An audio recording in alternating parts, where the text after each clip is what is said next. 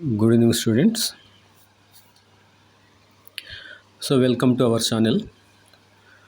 So, in this channel, we will discuss about syllabus of NCERT books that is related to NEET exam, chemistry, chemistry subject we will discuss. So, all the step by step, all the four chemistry books of NCERT we will discuss step by step, and there also we will start first organic chemistry because students feel difficulty with organic chemistry mostly. So we'll start with organic chemistry, and in this organic chemistry also line by line in that chapter, whatever organic chemistry chapter is there, line by line we will discuss. I will read line by line, and each line I will try to explain you so that total book is completed point by point and line by line.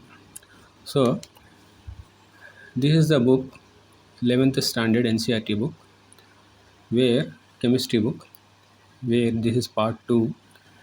In part 2 only organic chemistry chapter is discussed, and the first chapter organic chemistry is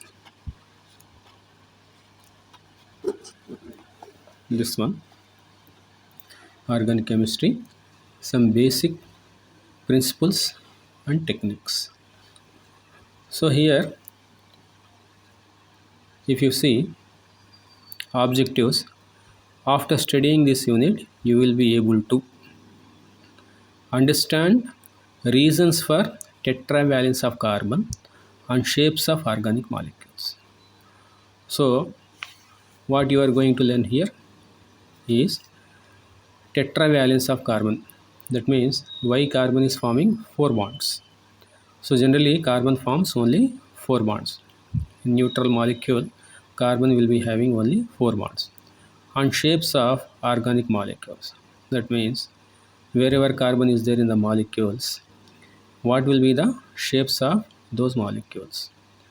So that means that is nothing but hybridization of the carbon. And second one here is write structures of organic molecules in various ways.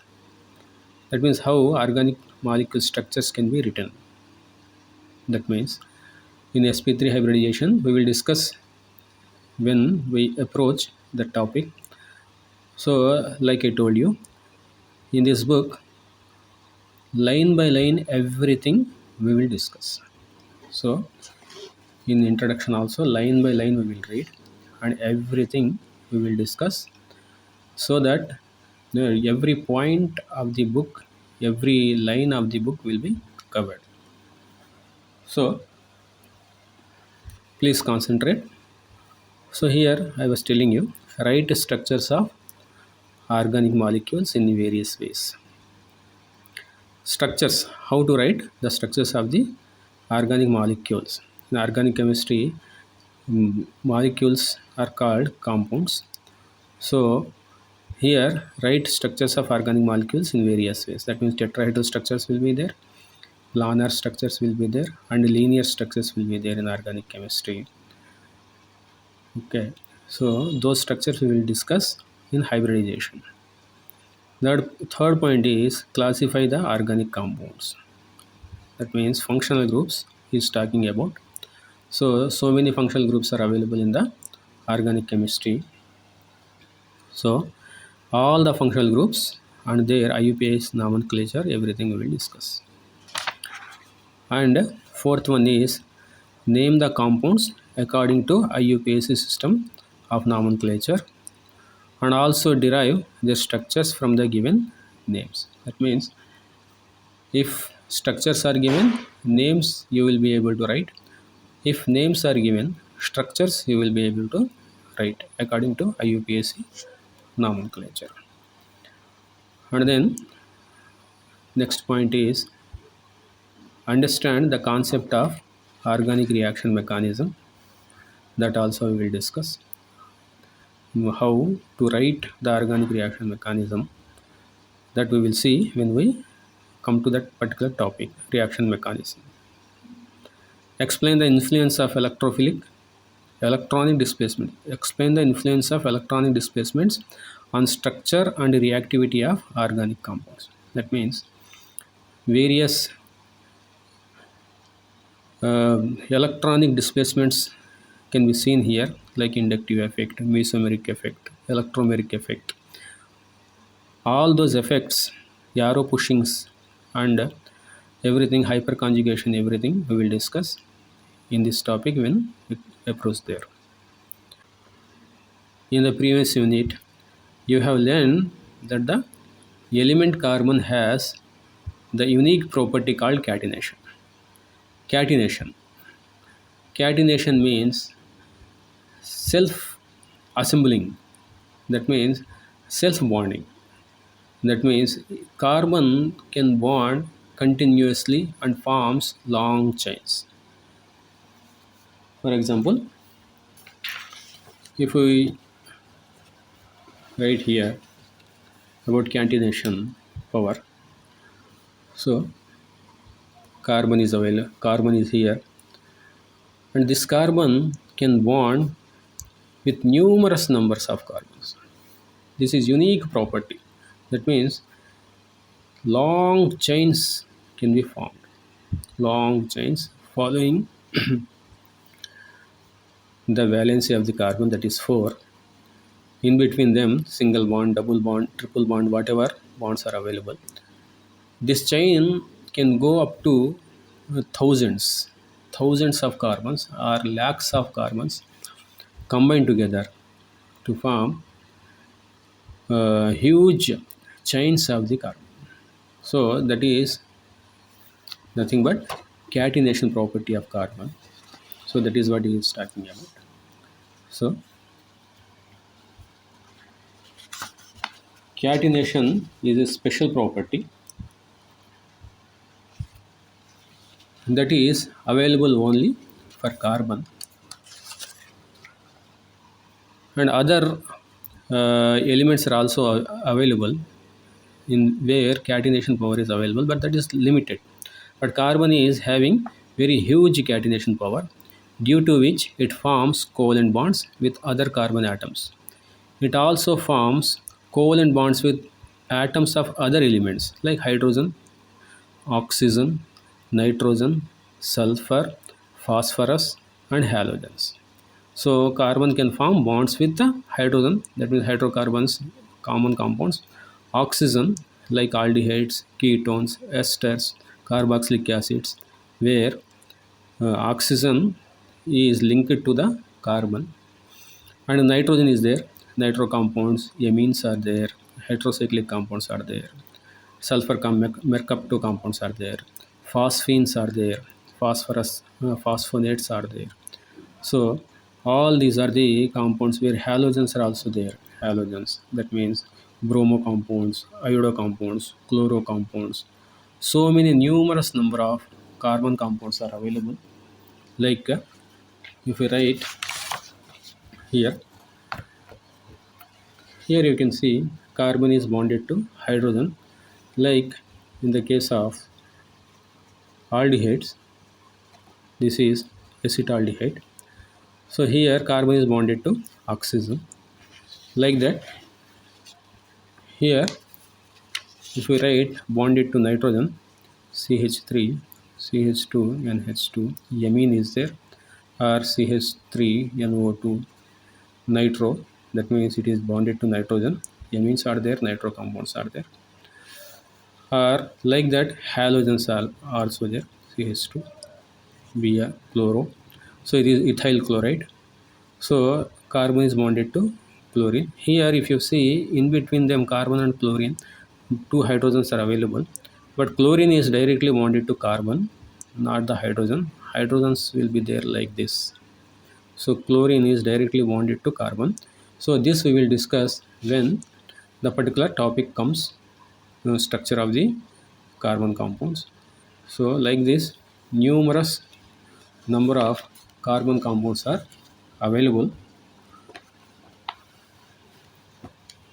So the resulting compounds are studied under a separate branch of chemistry called organic chemistry.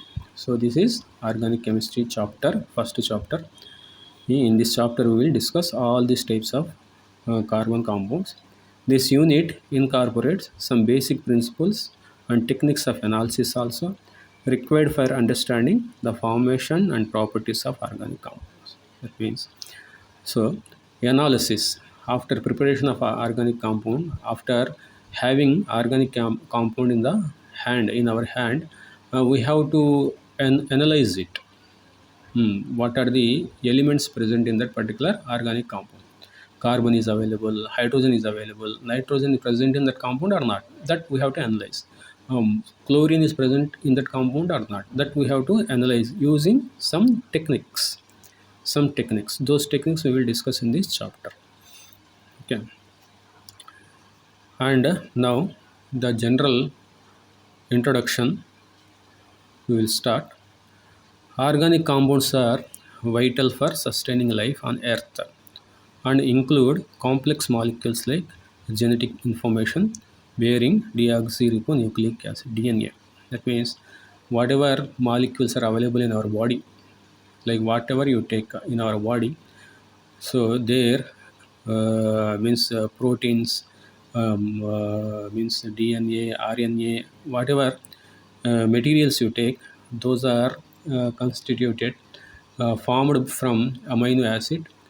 So proteins are formed from amino acids. So those amino acids contain carbon molecules and hydrogen molecules, nitrogens, oxygens, sulfur, phosphorus.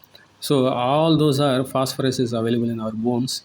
So all those are means very vital compounds for our sustaining life. So that constitute essential compounds for our blood, muscles, and skin. In skin also we have organic molecules.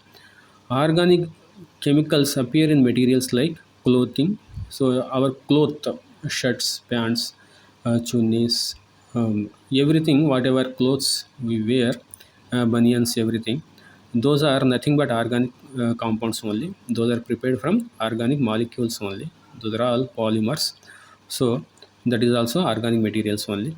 And fuels, petrol, diesel, kerosene, all those fuels are also organic materials only. They are also carbon, hydrogen, oxygen, means elements are present in those fuels also. Mainly hydrocarbons will be there. That means carbon and hydrogen containing compounds will be there in the fuels. Like heptane, octane is called petrol. Nonane, decane, means undecane, dodecane. These materials are called kerosene. And tridecane, tetradecane, pentadecane, hexadecane, all those diesel. So that we will discuss when we come to that particular topic. So fuels also constitute organic molecules only, and polymers also, whatever plastic material. This pen also a plastic. So this material also organic molecule only. So all these dyes also, paints, dyes, medicines, all the medicines which we use, mostly 99% of medicines, more than 99% of medicines are organic molecules only. Allopathic medicines. So these are some of the important areas of application of these compounds. So organic molecules cover huge area of our daily use. So very very important, very very means necessary to read and to understand the importance of organic molecules in our daily life and the chemistry involved in the molecules. Everything we have to discuss. So um, this is what the first topic we discussed, and from here we will discuss in the next topic, next video. So don't miss, please see all the videos step by step so that you will understand total NCERT book. Thank you.